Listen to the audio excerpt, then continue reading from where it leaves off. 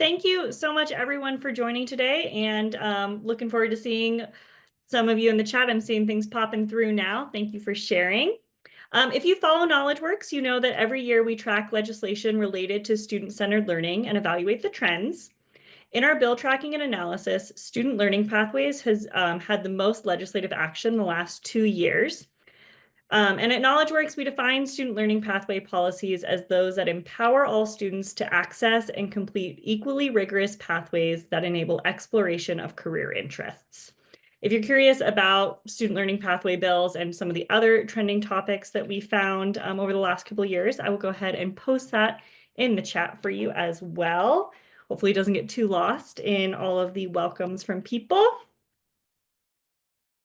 So with such attention nationwide on the importance of helping ensure students are college and career ready, I don't think it's a surprise to anyone on this webinar that student learning pathways has been trending.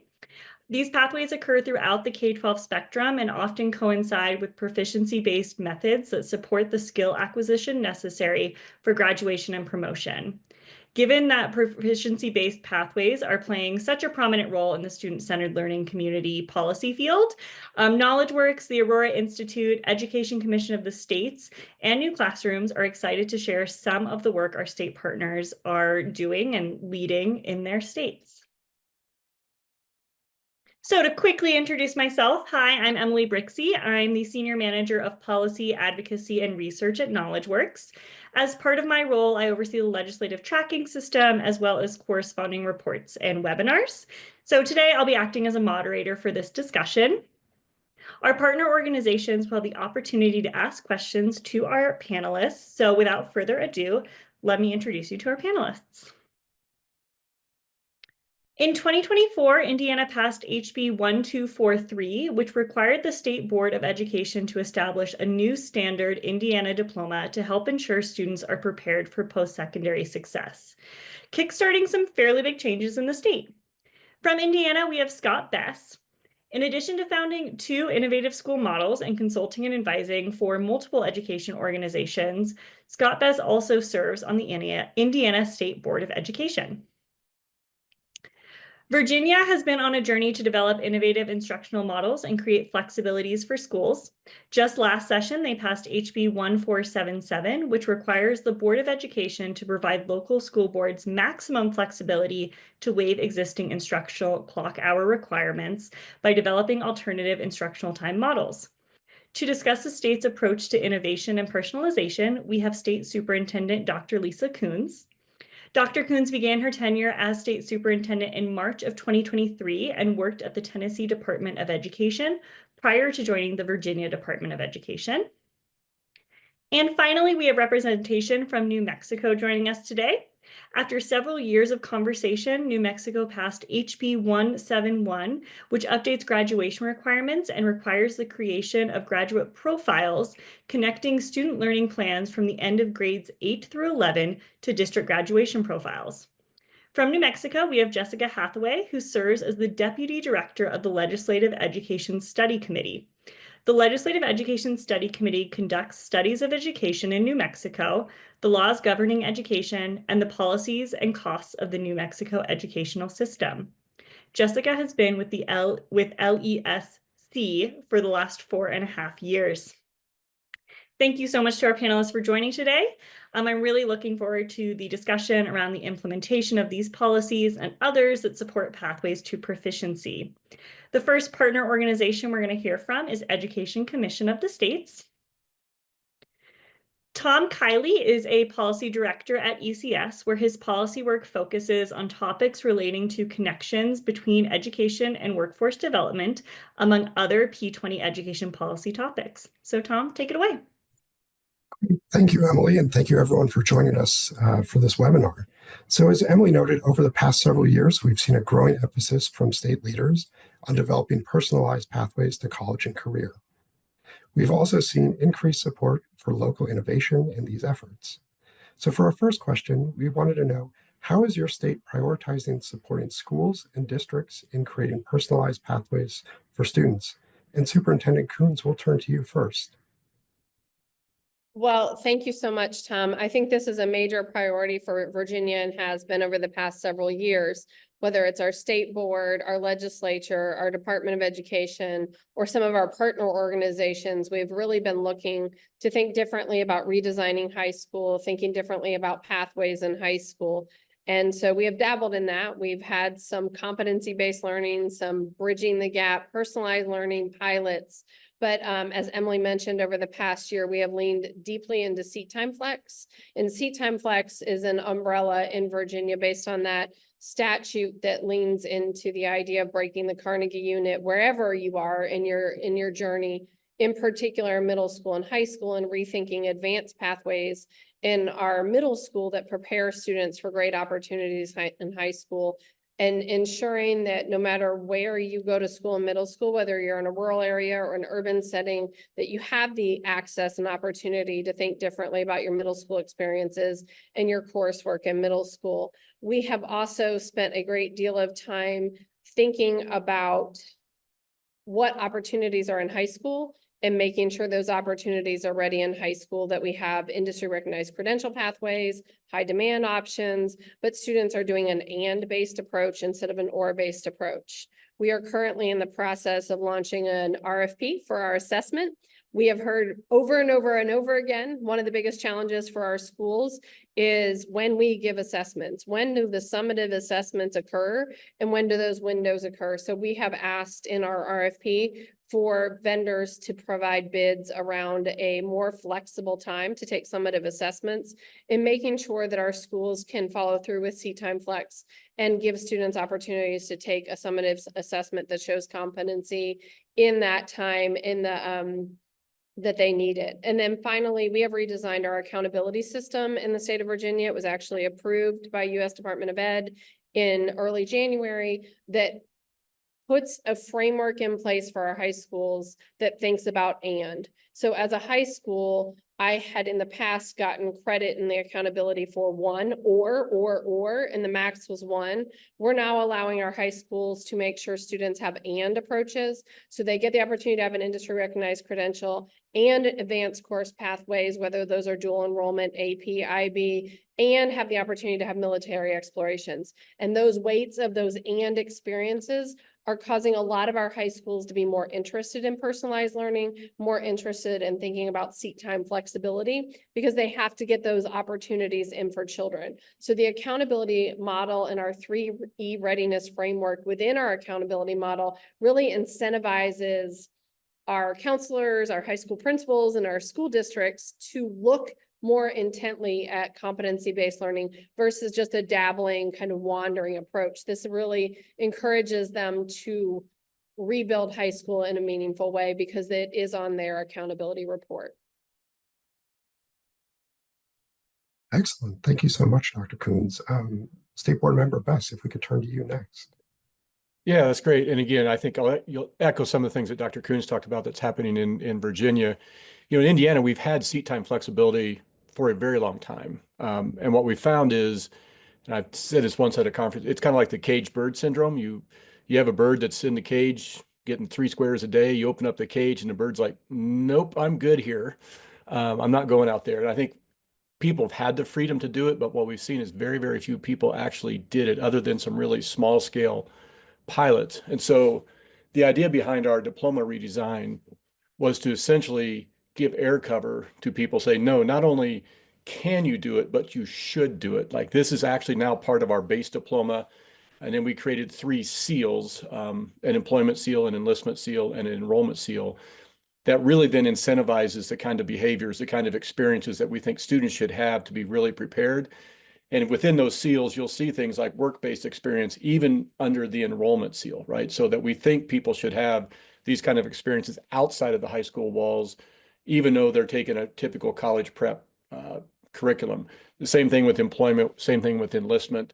The enlistment was interesting. Our National Guard people said that, look, of the kids that come to us wanting to enlist, we turn down 70% of them because they don't meet our qualifications. And they don't meet the qualifications because they didn't know about the qualifications before they made the decision. And so the enlistment seal really walks them through what all are they going to need to do? What do they need to have in place to get there?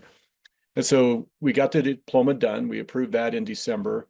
We now are lining up our accountability system with the diploma so that, again, it incentivizes schools to get students those experiences because that's how they get the better letter grade. Then our legislature in this session will be monetarily incentivizing schools to get students those kinds of experiences. So, we talk a lot about just this alignment of if you get the diploma, if you get the accountability system, if you get the monetary incentives, now you start to give people, and superintendents who are running schools, this idea that I've wanted to do this for a long time, but I would have been sticking my neck out. And now not only is it how students get the right diplomas, it's how our school gets a better letter grade, and it's how we get more money for our school. And lining that up now tells people, again, this is not something that you can do, it's something you should do. And that's what we've been after in Indiana. Excellent. Thank you so much. And Deputy Director Hathaway, will turn to you for the New Mexico experience. Sure, and it's great to be with all of you today. It's still morning time here in New Mexico, so I'll say good morning to all of you. As mentioned in the introduction, we are a permanent, bipartisan, bicameral committee dedicated to the study of K through 12 education. So our work in creating personalized pathways for students has really been focused from that study aspect. And so we actually started back in 2021 of doing kind of a landscape review of the entire kind of graduation requirements ecosystem, which ultimately resulted in House Bill 171 that our legislature passed this last legislative session in 2024. But our committee has been focused on building supports for secondary students, but really from a systemic perspective that braids policy, funding, and system support structures all together so that students can really find those high quality pathways that support their own goals.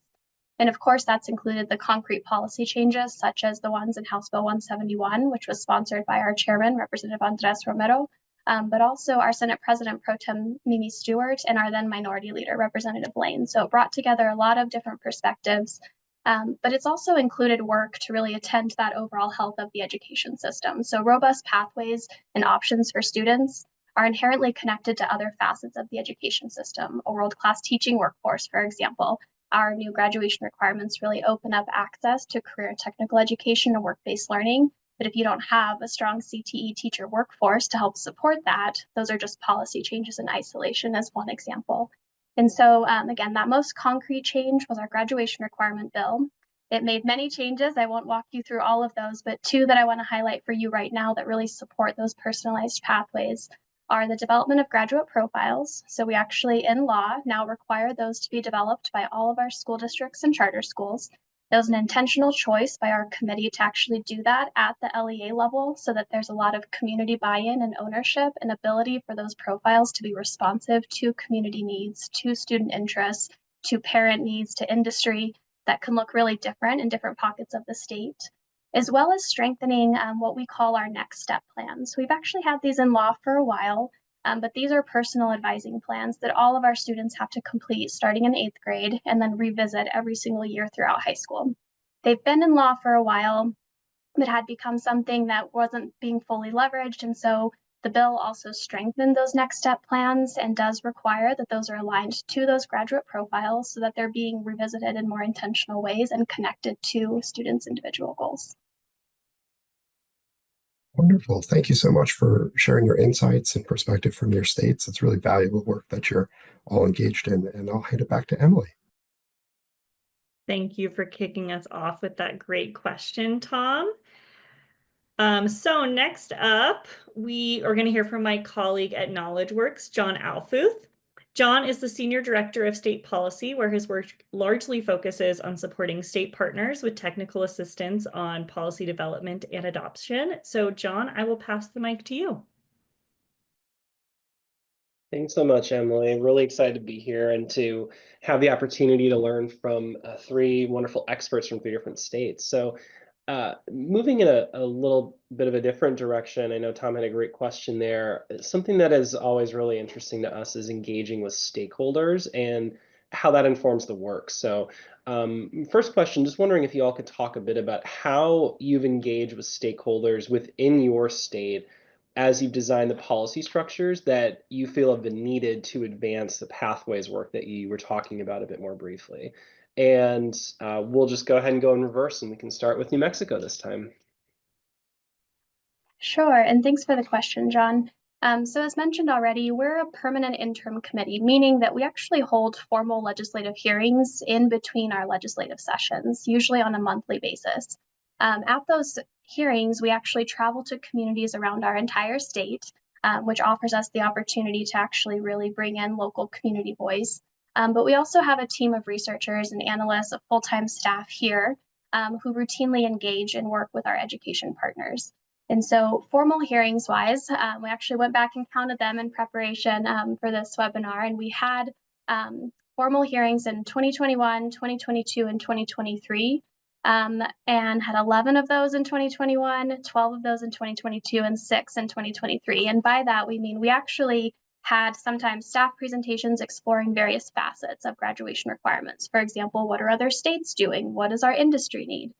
But with doing that, we'd actually bring in industry folks to talk directly to our lawmakers who needed to know. We'd bring in students directly. We had a standing agenda item actually to have a panel of students from around the state and in those various communities that we visit, which included middle school and high school students directly themselves, so that they had a chance to access the lawmakers who are designing this proposal. But we also had a subcommittee, for example, in 2021, where we worked with our public education department. And they actually came in and offered a lot of expertise too. And so we had really robust engagement, both on a formal level, but also the less informal processes that we have, again, because we have a full-time staff who can actually be responsive to meeting with folks routinely. And as we actually designed the policy proposal, once we got feedback, we made clear that as we were designing, there wasn't an already baked proposal. People's voices were actually informing it. And then we did more robust kind of stakeholder informational sessions for months leading into the bill being introduced to let people know again that their engagement was ongoing and be incorporated into the actual designing of the process. So lots of takeaways around that, but I would say we engaged often, regularly, and throughout the process, not just showing folks a proposal that's already done, but letting their expertise really inform what our lawmakers ultimately endorsed.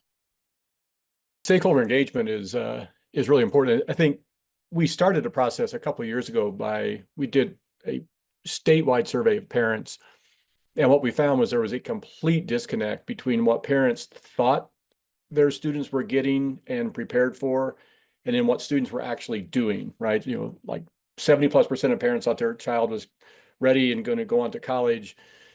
For the last 2 years, 53% of our graduating seniors have gone on to college. So like there's this big disconnect in between what parents thought that was going to happen and what the students actually did.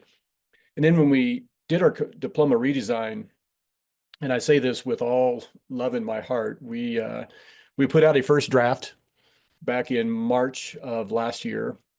And the reaction, I would say, was less than enthusiastic. We had an online jot form that people could respond to. We did forums around the state, and we had tens of thousands of responses, and most people lost their minds over it. And it was out there. I mean, in full disclosure, like we put something out that was farther out, kind of full competency based, lots of options for students, and it didn't look like what was there today. And through that feedback, we were able to kind of filter through and extrapolate, those that were just mean comments, frankly, and then those that were constructive, and came up with our second draft, which then people, with again another round of comment where we had thousands of comments, but people were like, this is it. Like, you got this one right. Like higher ed hated the first draft, came back to this because it didn't look like credits and courses and things like that, and they lost their minds over that. But then came back on the second draft, said, yes, we fully endorse this whole idea of this enrollment seal. We like it. And so I think the idea of being bold, putting something out there so you don't start safe, you put something out there knowing you're going to get hit with it, but then take the feedback, you might have to come back a little bit. And that really, really helped inform where we wound up today. Well, my comments are similar to Scott's. I think a lot of times people want to stay and play around the edges of their box. And so when we made some bold statement and some bold conversations, I definitely think our stakeholder engagement with our educators had a lot of panicky moments, a lot of, wait a second, that's much different than I'm comfortable with. And so our conversations have evolved, and I think what we have learned in stakeholder engagement is that you can't take the first round of comments. A lot of times the first round of comments is they're trying to figure out what you're talking about, especially if you're going outside the box. So some of our stakeholder engagement has been a lot about education. And we started with, do you realize that a Carnegie unit was designed in 1906?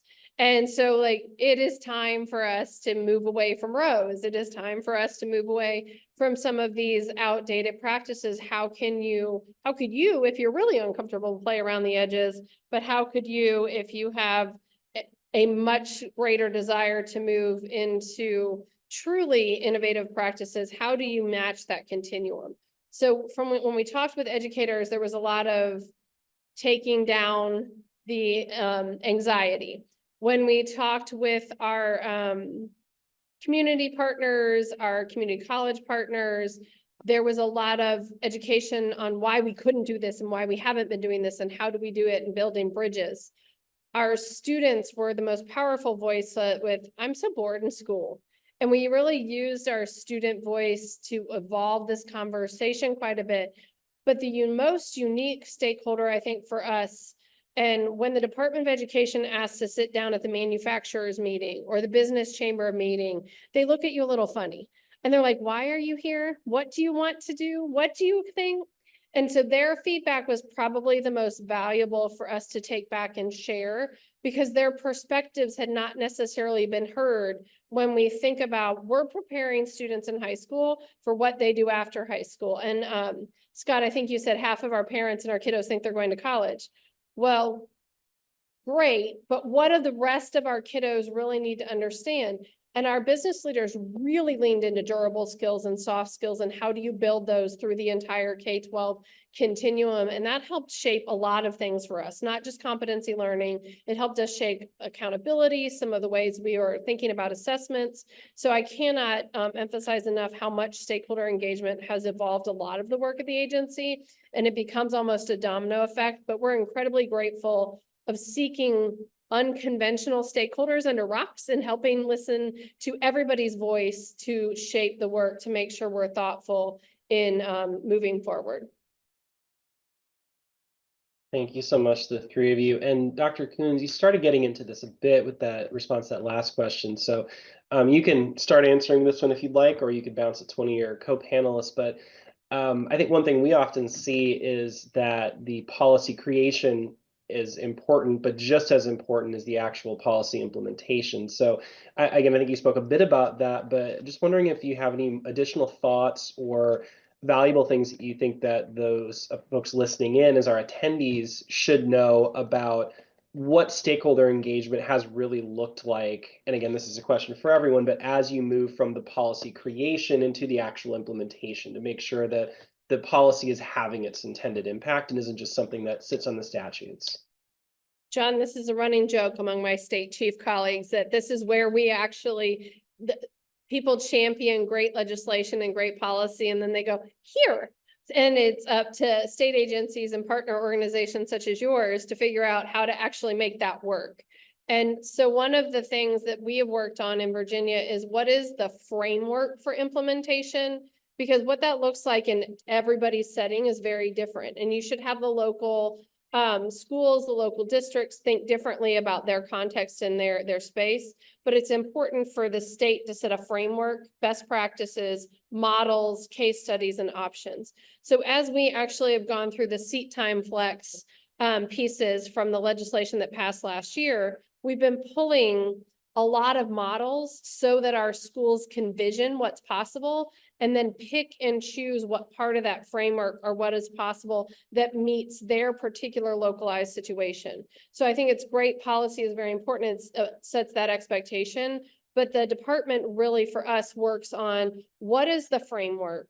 What are the models of excellence that are happening? How can you take pieces of that model and customize it and then build the resources and tools that help our school districts get to where they want to go? And so it doesn't matter if it's science of reading. It doesn't matter if it's seat time flex. It doesn't matter if it's thinking about great math work or transportation. We've really tried to build a policy implementation framework that moves from policy to implementation around models, around how to action kits, guides. We are great at calling things guides, kits, tools, all those things, but then really giving that playground space for local school divisions and schools to work within that policy framework and have that path forward. Whether you're a Maserati in the fast lane and you really want to go, or whether you are just getting on the highway and want to try some things, that framework has to have flexible lanes and supports. And that's what I really see my team as doing when we move away from the really great piece of legislation or policy that the board passes to actually implementation. Just echoing Dr. Coons' sentiment. So we're at a phase where I sit in the legislative side of all of this, and absolutely, we've designed a policy and feel like we incorporated a lot of a voice from it. But inarguably, implementation is the vital part of those changes. And so our engagement has continued in a couple of ways. One is really close communication with our public education department. We always say right across the street because our buildings are actually literally right across the street from one another. And so we're having a lot of kind of across the street meetings still, hearing how it's going. And our public education department has done a really commendable job with updating graduation manuals already, holding rulemaking process to actually implement the new changes, and crucially, providing technical assistance to schools. And so right now, one of the things that they're doing is actually helping schools understand how to implement those graduate profiles.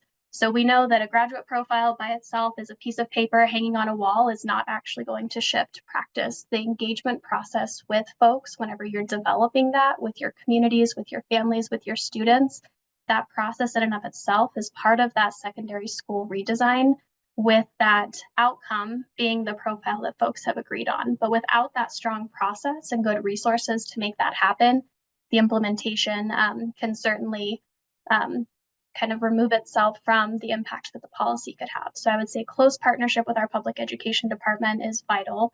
But the second is that we have to monitor the policy shift. And it's one of the reasons that we as an actual research committee have really kind of the benefit to be able to do that. So we actually have a group of superintendents that we're meeting with every single month to ask how it's going. And that in and of itself alone is a monthly touch base to actually hear, okay, so you have to set, for example, in the new law, they have to set 2 of those units themselves. Those are completely local discretion, but knowing how to do that, how to approve those through their boards, that's something that's come up in those meetings. Those superintendents use that space to help connect to one another and share resources, but it also allows us to understand we have ideas of intended impacts of policy, and then there's always unintended impacts. And so it allows us to kind of engage in that adaptive policymaking cycle by not saying that stakeholder engagement is only a part of design, but it's also part of ongoing reflection and commitment to understanding the impact of legislative changes. The only thing I would quickly add is, so we did a standard streamlining a couple of years ago where we eliminated about a third of our standards and named the remaining about a third were actually essential. And so out of that, what we're doing now is our Department of Ed is letting schools know, like, hey, you have, like at the high school level, you have to have this many English credits. We don't tell you how you have to get those English credits. And so starting to give schools those examples of how you might evaluate a student's proficiency against those essential standards in work that's done inside the school walls, outside the school walls, right, in the workforce.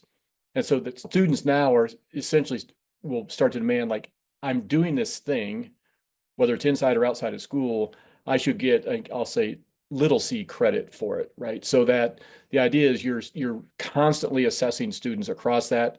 And in Indiana is also a partner with ETS and Carnegie on, when Dr. Coons talked about the durable skills, on that early work that they're doing on how might you assess some of those durable skill work. And we're excited that pilot actually kicks off here in February, the first kind of user experience pilot of that. So I think really starting to broaden the idea of it, but you also have to give schools examples of here's what people are doing, here's what you can do. And then all of a sudden now we've got schools going, oh, crap, like I'm all in on this because I've got a way to do this, right? And now it's thinking about freeing up time in student schedule, freeing up time in teacher schedules. And now you could really start to get creative with some of those work-based experiences and those competency-based things that we all want to do. Thank you for the wonderful discussion, everybody. Next up, we are going to hear from our partners at the Aurora Institute. Jennifer Kabacher is the Chief Program and Partnerships Officer at the Aurora Institute. She manages the strategic partnership for the organizations.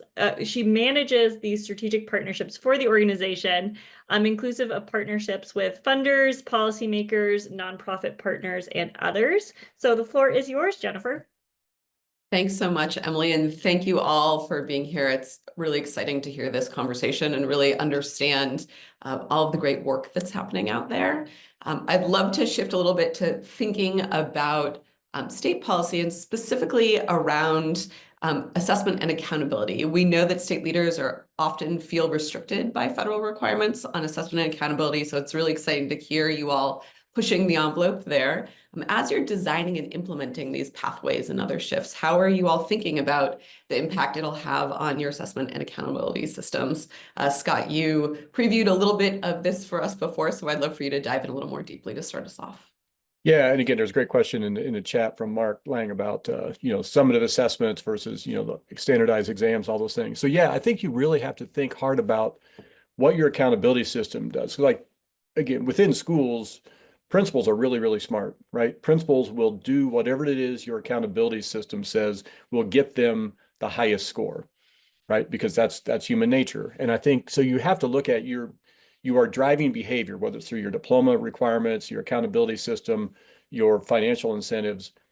And if those are not aligned to the things you want to do, you will always see these unintended consequences of people going off and doing something different. So I think you've got to look at in your accountability system and your assessments, are we getting out of that what we want? And again, like I mentioned, the work with ETS and Carnegie, thinking about an assessment that's not so much here's something where you fill in a bunch of circles and do this or you do it at the end of the year.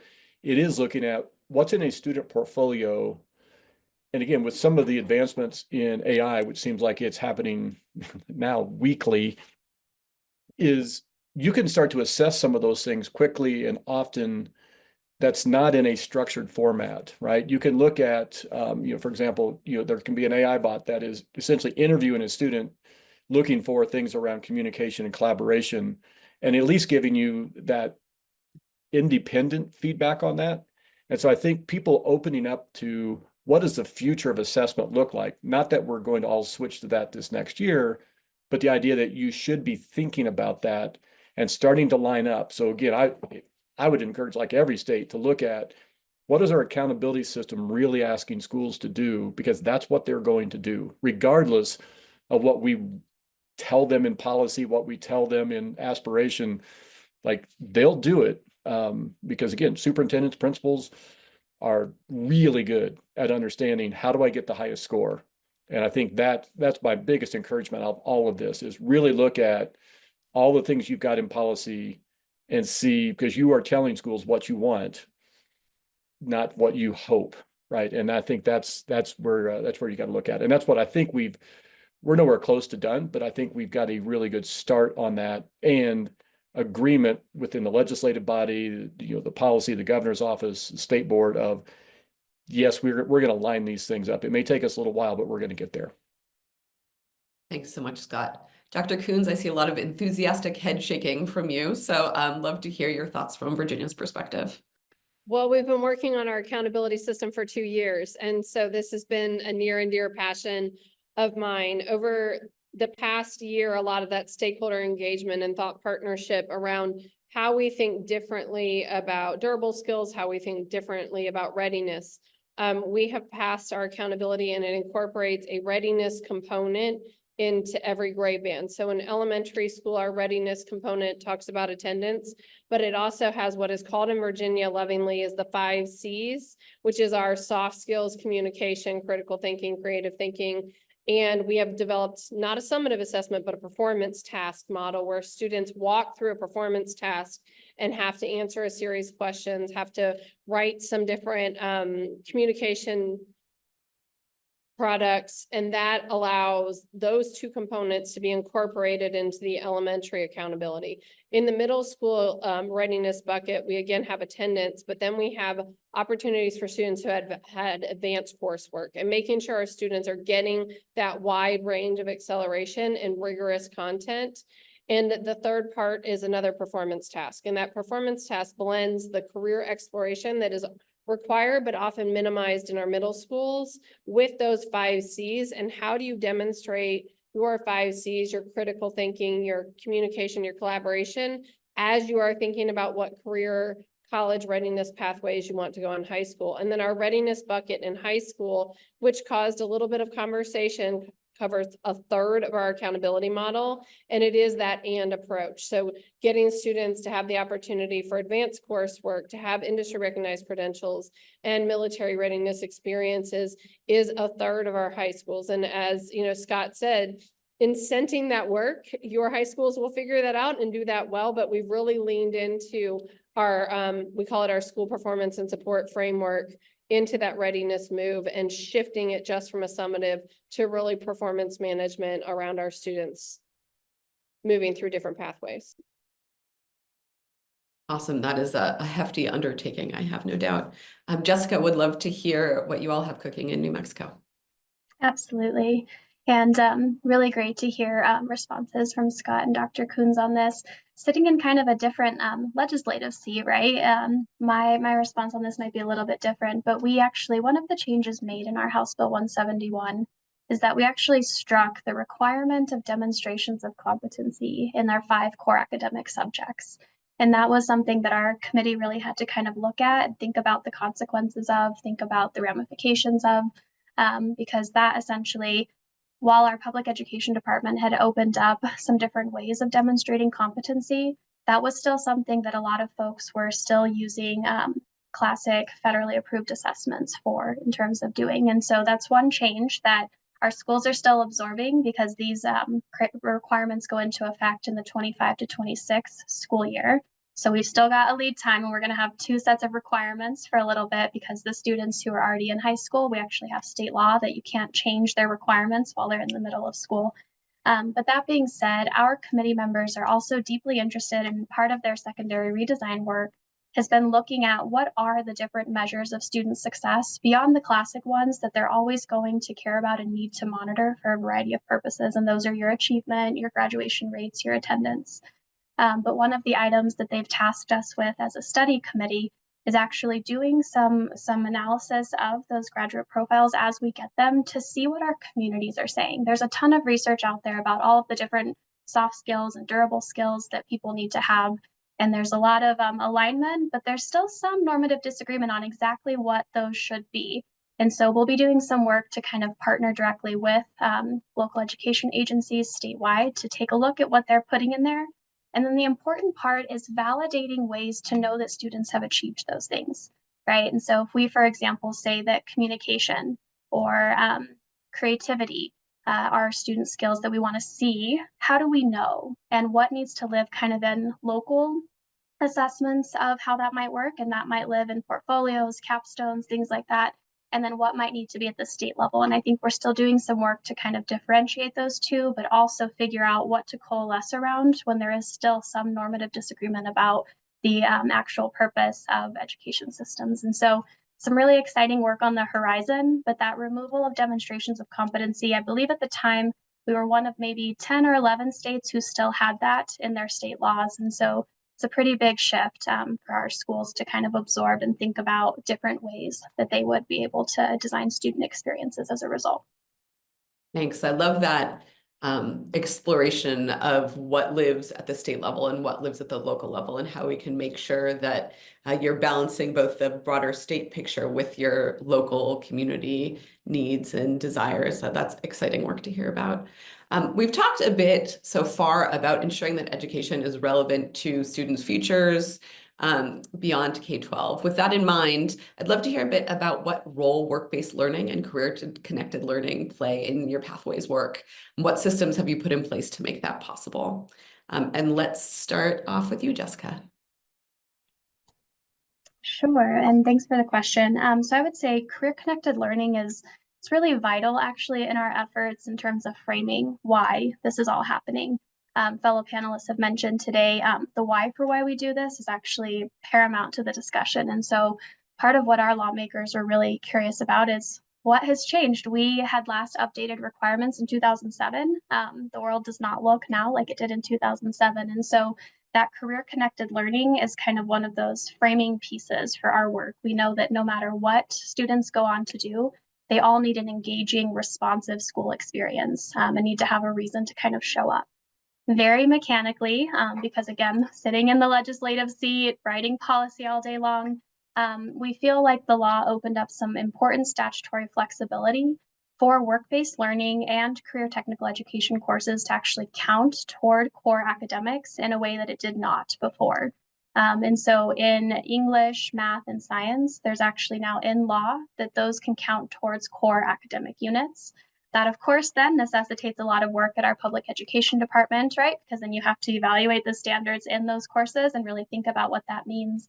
But it does open up, work-based learning was included very intentionally, not just career technical education, because the idea here is that we want students to pair their academic experience with really meaningful ways to engage, whether that's in community-based internships or with a capstone project of making their work really relevant to themselves.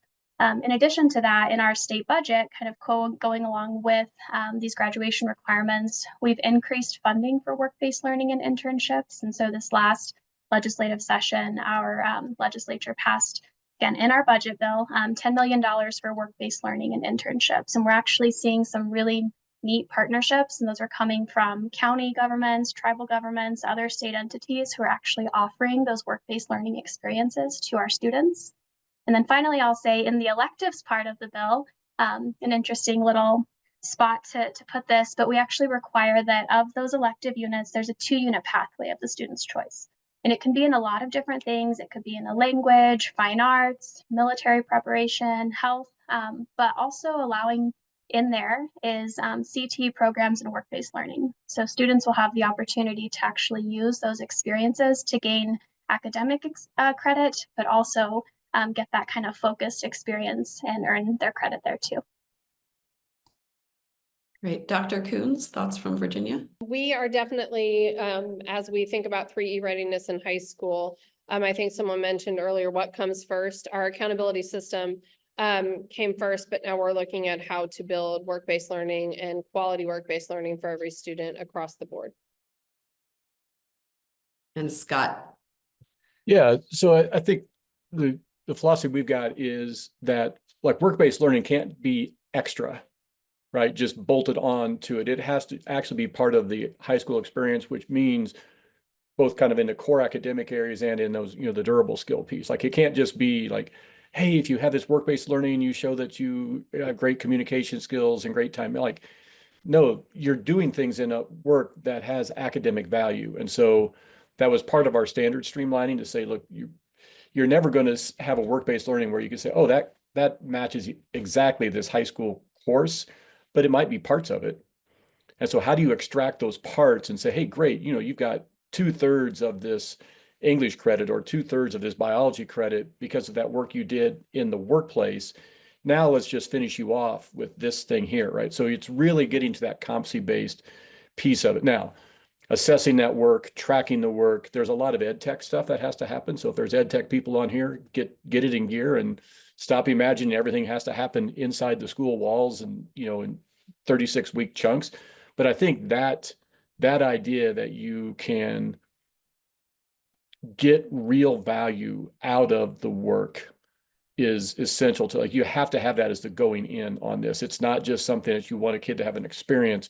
It's like, no, this is actually part of your high school career. And oh, by the way, there's things kids are doing with their church, with the club, at their home, that all has value, and figuring out how to track that and capture it and then apply it on the back end and say, oh, we're still going to produce a transcript that looks like everybody else's. Although again, I would pitch the work that ETS and Mastery Transcript Consortium are doing on this, like that, looking at that work and saying, how do we make that kind of the norm so that it really looks at the entirety of a student's experience through high school. Thanks so much to all three of you. Really important reflections on this moment that we're in. Emily, I'll kick it back to you. Thank you, everybody. This has been honestly a really incredible discussion so far. And I just kind of want to close us out by hearing a little bit from the panelists about any pieces of legislation planned for this session that you're particularly excited about and that you think would help to create multiple pathways to proficiency for students. Superintendent Coons, would you like to kick us off for this one? Sure. I think we've talked about a lot of different major buckets of change work. And as you think about changing one part of the system, there's other parts of the system that have to catch up. One of the things that's a challenge for us is licensure and licensing CTE experts, licensing people in the field. When you think about work-based learning, a lot of times there are courses that go with that. So we have several licensure bills that will hopefully create a subject matter expert license and allow community college members and CTE workforce folks to be able to come in and actually be a licensed credentialed teacher and provide those really important dynamic courses to our students. And then we have a couple of pilot bills that are looking at competency-based math and a variety of partnerships between community colleges and K-12. So a lot of movement coming alongside to make sure that students have access and opportunity and that you're removing all those hidden barriers in your structures and systems to make sure that competency is available. Thank you so much. Amazing. Jessica or Scott, does either one of you feel particularly compelled to go next? Scott, you've been summoned. All right. No, I think, one thing that we're going to get in our current legislative session, there's a lot of work that has been done in the past, really looking at what are the idea of like a true apprenticeship model, right? So in Indiana, we've had a foundation that's done some great work and really leaned into what the Swiss are doing with their apprenticeship model, and then looking at how that might apply to Indiana. Obviously, we're not going to just import what they did in Switzerland here, but the elements of that really matter. And I think so the first instance of that, our banking industry in the state has gotten together and said, look, we are going to produce a competency list of here are the kind of skills that we want students to have. And then here's what we are going to do collectively for an apprenticeship experience for students. These are the kinds of experiences we want a student to have if they want to go into the banking industry. And so that will roll out this fall. And we'll see our first student apprentices going into the banking industry this fall with an idea that the employers have actually gotten together and said, this is what this experience can look like. So it's not just a bunch of one-offs where you're trying to work with every individual employer. So I think that has a ton of promise in what we're trying to get done. And again, that's where you have to kind of put the money with the mouth, right? And then the other thing, it's a little thing, but our legislature a few years ago did something that says, look, if a student is going to have an internship or an apprenticeship, insurance often comes up as a huge barrier where companies like, you got to have insurance and school doesn't want to do it. The state has said, look, we will use our workers' comp system to cover the insurance piece of that for students who are going out into the workforce. And it sounds little and it's kind of arcane and policy wonkish, but it really mattered. And so I think, again, looking at things like that can happen to, again, take away a barrier to this stuff. Scott, arcane and policy wonkish is the language that I and many others in this webinar speak, I'm sure. So that's great. Jessica, tell us about New Mexico. First of all, I totally agree with you, Emily. Scott, I think that's actually a very significant thing to figure out. We've definitely heard that same concern, and we've had some school districts be really creative with bringing students in under their policies too. So the insurance component of work-based learning and internships is major. I have two that I'll pitch for you all that were our live bills. Actually, I'll give you bill numbers if you want to look them up and everything. We're in week 2 of legislative session, so deep in the heart of it. The first is actually, it's a little technical, but it's a bill to modify our state's funding formula for public schools. And so it's House Bill 63. And what our lawmakers are considering is actually a few different things, but the one I'll center in on is actually increasing the factor in our funding formula for our secondary students in recognition that things like career technical education, fine arts, all sorts of other things that happen at the secondary level are fundamental parts of that secondary experience. And so that's one item that they are considering and will be taking up this legislative session and kind of talking about. That increased factor would flow out a lot of funding to our schools in kind of a flexible way that lets them be responsive to their local needs, but signals the differences that we know exist in secondary schools. Importantly, it would also add our sixth graders to our secondary schools. Right now, they're still funded at a lower level with elementary. So an interesting one. Again, that's House Bill 63. The second one is Senate Bill 64. That's also live, and what our members are considering there is a pilot program to actually offer incentives for high quality credentials. And so this would give an appropriation that would allow our public education department to set up a pilot, create a tiered kind of structure for different types of credentials. It actually defines high quality credentials, which is something that doesn't exist on our books right now. And it would require that those are actually aligned with things that students can really go use in the workplace. And so an interesting one to watch as well. It would be kind of like that back end incentive funding to try to see if school districts and charter schools offer more of those types of credentials. We know that they already do, but they're often funding them out of operational and other kinds of grant programs. And so that'll be an exciting one to watch. And then just broadly speaking, it'll live more in our budget bill, but those of you who are policy folks on this know ultimately, our entire recommendation includes supports to really, again, make high school a place where students really want to be. We just want to see everyone have a strong reason why they attend school. So attendance, for example, is a big line item in there that we think is deeply connected to Pathways work too. So with that, I'll pass it back to you. Thank you so much for sharing that. These are definitely pieces of legislation that I will be on the lookout for this legislative session. Just, really want to say thank you to our panelists. We had a really diverse group here today to sort of talk about the different perspectives of making this work. If you've ever heard Scott Bess speak before, he loves the bird out of the cage metaphor, as do I. I think I've said it for every time I hear him say it. I say it for the next week 100 times. And Dr. Coons really spoke to the importance of trying to play around the move beyond just playing around the edges of the policy box. So I think that was a theme. We also really heard about the importance of thinking about the policy system to create alignment between all of the different areas, right? Between the diploma system, the accountability system, the funding systems, and making sure that we're really providing system supports to make sure that those are all working. And of course, big themes around, managing change in both the policy creation and implementation stage of the process, and really leveraging stakeholder engagement as part of this. So as you saw, Dr. Coons had to hop off really quick. I know everyone is very busy. It is legislative session for most of our states. So thank you so much for joining us today. A huge shout out to our panelists, Scott, Jessica, and Superintendent Coons. It was really wonderful to hear the stories directly from state leaders who are really engaged in this work. So we appreciate you chatting with us today.